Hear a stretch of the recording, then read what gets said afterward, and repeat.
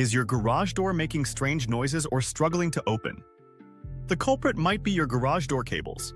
Garage door cables are vital for the smooth and safe operation of your garage door, whether it's residential or commercial. Lift cables, made of high-strength galvanized steel, are attached to the bottom corners of the door, working with torsion springs to lift it smoothly. Retaining cables, an essential safety feature, run through extension springs to prevent them from flying off if they break. Extension spring cables are responsible for pulling lightweight garage doors open and supporting them as they close. Torsion spring cables wind around a drum, ensuring controlled movement for even opening and closing of the door.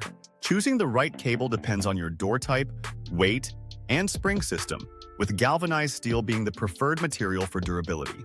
Signs that your cables need replacement include fraying, slack, difficulty in operation, and unusual noises. Ignoring these signs can lead to safety hazards and costly repairs, so prompt replacement is crucial.